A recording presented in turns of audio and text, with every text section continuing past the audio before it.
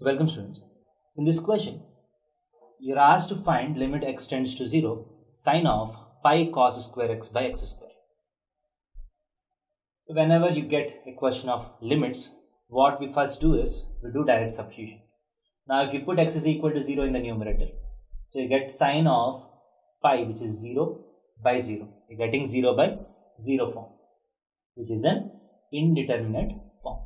So now once you get 0 by 0, we use our properties of limits, some formulas of limits to remove the indeterminacy.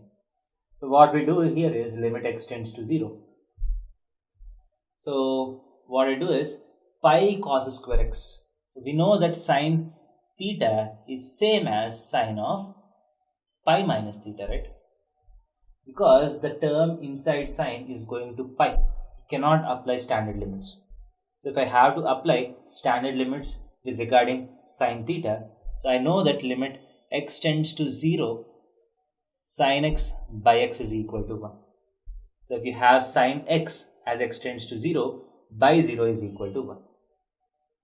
Now if you have limit x tends to 0, on direct substitution this is going to pi, so cannot directly apply this formula.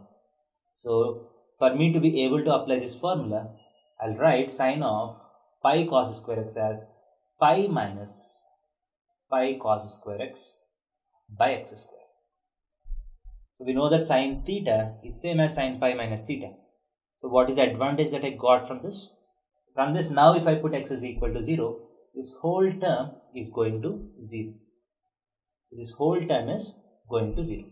So this implies limit x tends to 0, that is equal to limit x tends to 0. So sine of pi minus pi cos square x is going to 0. So sine of pi minus pi cos square x.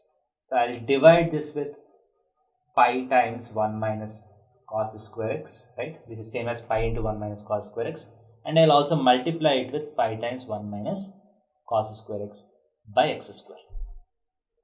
So sine of pi times 1 minus cos square x by pi times 1 minus cos square x. So this is tending to 0, this is also tending to 0, and this becomes equal to 1. The sine of this by this becomes equal to 1. So into pi times 1 minus cos square x. So 1 minus cos square x can be written as sine square x. Now as x tends to 0, sine square x by x square, these two terms also combinedly tend to 1. So that is equal to, this is 1 into pi. So that is equal to pi. So option D is the right answer to this question. Thank you.